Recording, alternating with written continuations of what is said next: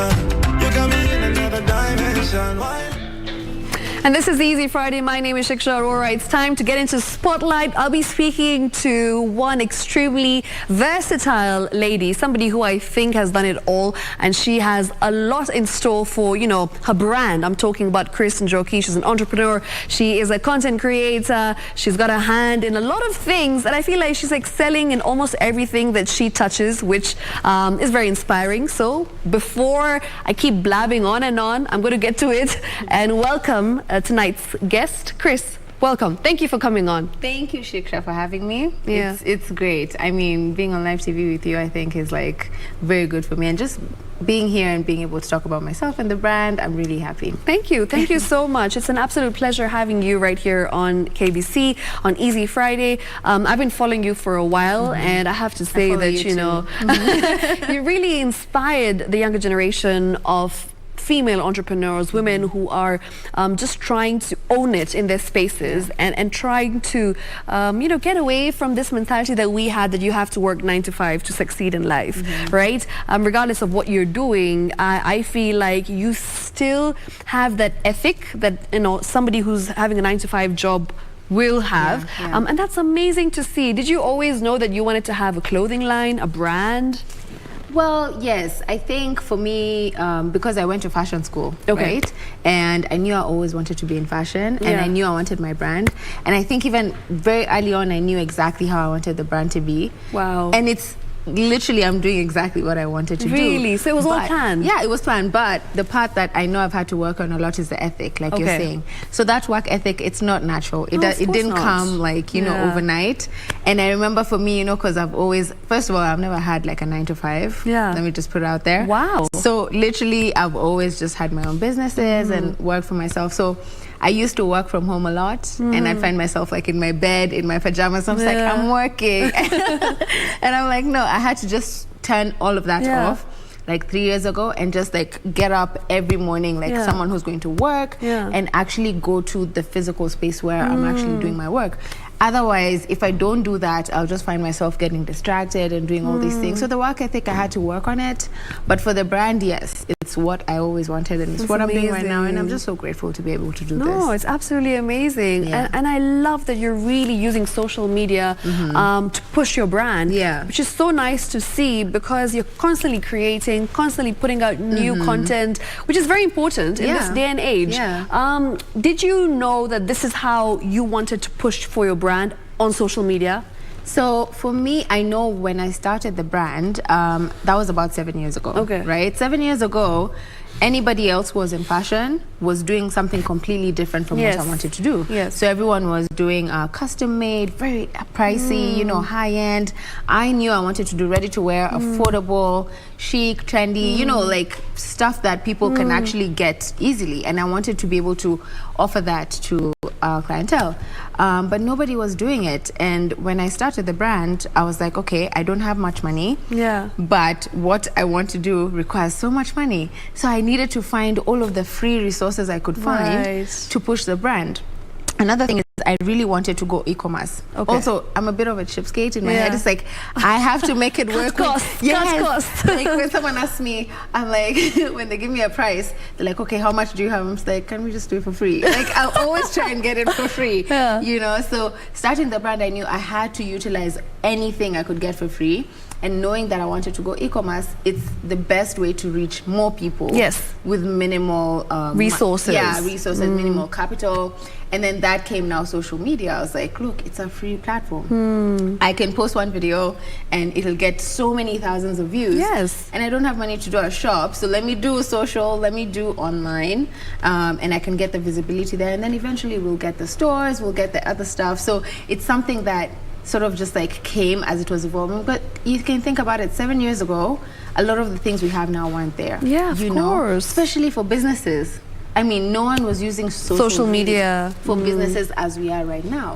So for me, it was just, it was my cheapskate self being like, you know what, let's just use all the free resources we have. And it's turned out great. It works really great for us. So that's how we know you're a good businesswoman, you're a good entrepreneur, because if you're able to use like minimal resources and still get work done, What else do you need in life, right? Yeah. It just shows that you are very smart, intelligent. Thank you. And she didn't pay me to say that. And it's just, it's good. It's a good characteristic to have as a businesswoman, as an entrepreneur. Yeah. Chris, you know, you mentioned something very interesting. You said that you literally started off with very little capital. You had, you know, a small amount of money. You didn't have as much as you do now. Yeah. How much, I'm just interested to know, very curious, how much did you have when you started off? Okay, I think, you know, the thing is, because I knew what I wanted to do with the brand, the Icon brand, I sort of had this, because I'm doing ready to wear, so that means you need to have product available for people to shop. Yeah. So it's not like custom made where you can ask guys to pay a deposit and things like that.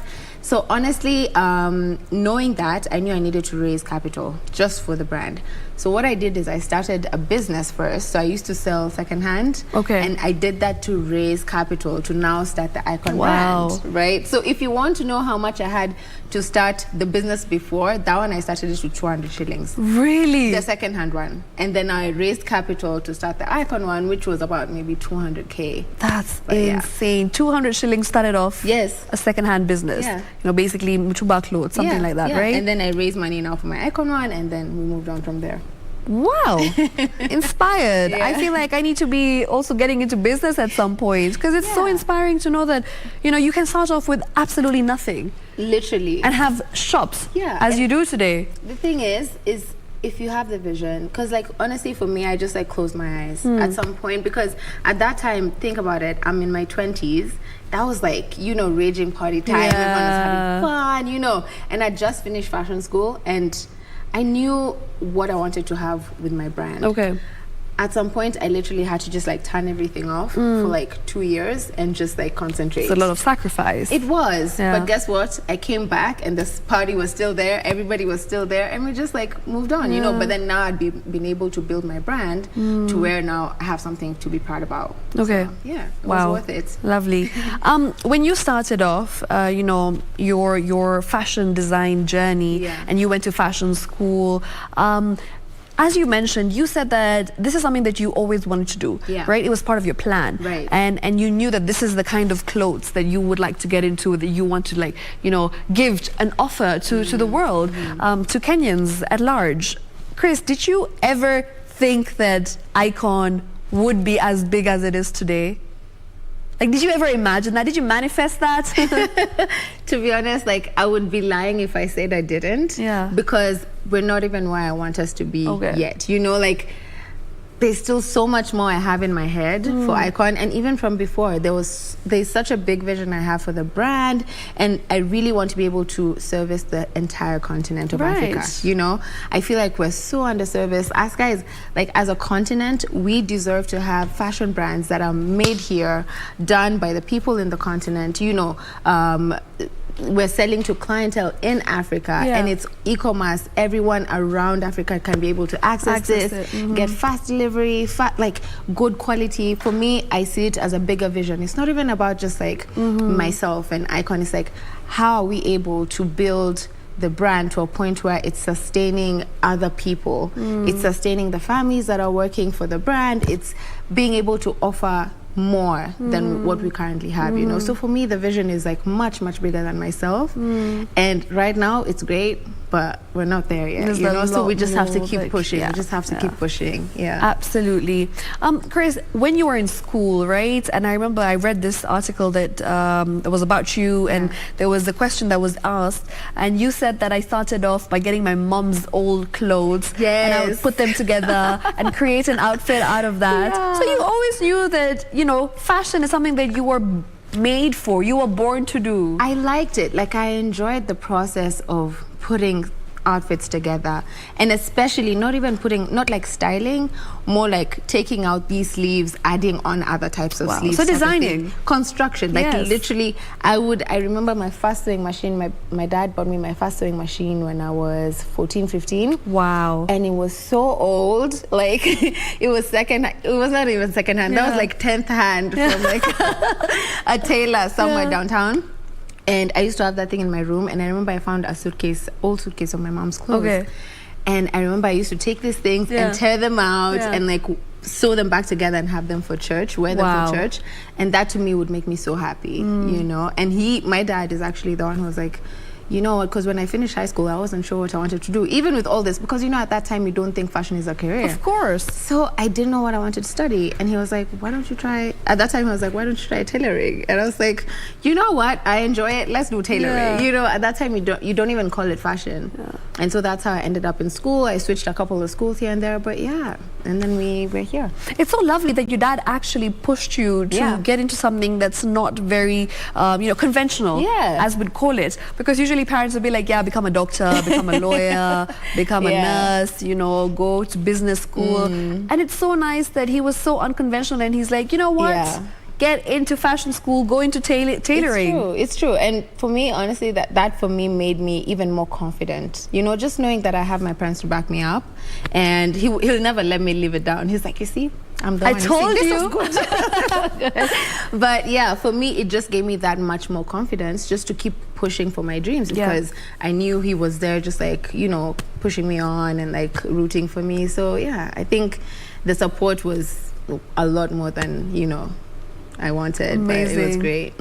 Let's talk about content creation, because you know, you're a jack of all trades. I feel you've done content creation, entrepreneurship, you name it. And when it comes to content creation, what is something that you feel is lacking right now in the Kenyan space? I know we've come a long way, especially in the last 2 years during COVID. I've seen miles of progress, and it's amazing to see.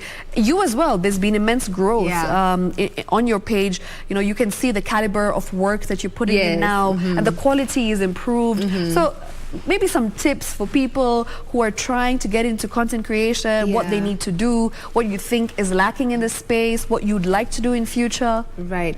I think for me, content creation is the same thing. I've really seen growth in content creation as a whole, but what I love the most is just seeing people being authentically themselves. I feel like if you can get to find out who you are, truly, and then just share that authentically with the world, I feel like everybody will just like love it. You know, let's not try and, you know, be someone else. And I just love, what I love the most is I'm able to see some of the people I follow, I'm able to see who they are authentically, and that's why I follow them. And I think even for the people, the rest of us who follow people on social media, you follow somebody because you relate with them. You want to see that side that maybe you wouldn't see otherwise, you know.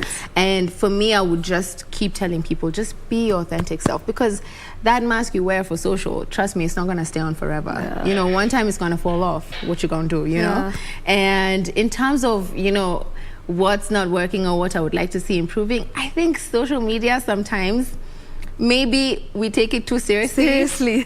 Unless it's for business, you know. And yes, we can say even as content creators, it is for business, but I think let's have fun with it. Social media is there to be social. Let's be social. Let's meet people. I mean, you and I probably just met on social and we chatted in the DM. You know, let it be social. Let's use social media for what it's supposed to be. And then if it's for business, we keep, you know, still use it for business. Even for us with Icon, the way we use our social media, as much as we use it to market our products and sell to people, we try and be social with our customers. So we want to see how they're wearing their Icon pieces. We'll chat with them, you know. We try and keep it very like social, which is what it's supposed to be, right? Yes, of course. That's why the internet was created. It's to be so social. We can network and talk to others and just create a social space. Cris, you do a lot. Do you ever experience burnout, fatigue, like at times when you're just like, I really don't want to do 50 million things today. I want to sit at home and not leave the house. Like, do you have those days? I mean, we all do. Of course, How do you tackle those days? I literally sit at home and do nothing all day. Because I do that, to be honest. Honestly, there's days I'm like, you know what? I just make sure everyone is at the spot doing what they need to do. And I just tell everyone, look, guys, I'm at a meeting all day. Don't disturb me. I love it. And I just chill. Like, those days are going to come, especially when you're handling more than one thing at a time. And I'm sure it's the same thing for you. You know, you have your content creation and you have all these brands you're working with and you have this other day job and you have all these things you're juggling. Of course, it's going to get taxing at some point. And I totally advocate, if anybody out there is feeling like, you know, really burnt out, take that time, because you're not able to give 100% on one thing if you're not 100% like within yourself, you know. So I totally just take time off, and I tell guys, okay, whatever, I'll just say I'm working or I have an impromptu trip, and I just literally put my phone on D&D and I just take time for myself. It's amazing. It's very important. Yeah. Then you're able to come back even stronger. Otherwise, it's gonna keep piling up, and you don't know when it's gonna blow. Right. Yeah. We're in this space where social media sometimes, obviously, it's great because you get to push your brand, you get to push, the things, your business, and things that you're passionate about. But at the same time, there's a lot of negativity out there. Right. There's a lot of competition, and I feel like self-doubt when you see everyone around you is doing so well, comparison, they're making it. And then again, people don't really post their lows, right? Of course, yeah. How do you always know that this is what I want to do with my social media? I'm going to be intentional with this particular part of my journey, and phase away all the noise in the background. How do you do that? How do you get rid of the self-doubt, comparison, insecurities that social media brings about? You know, that's actually something that I've addressed a couple of times, even on my social media. I think one of the things, especially for me, is feeling sometimes that the space I'm in, it's like I don't belong there. It's like, you know, are you sure? Are you good enough? There's always a lot of those questions. And these things, I think the best way to tackle it is, number one, to know what you're dealing with, right?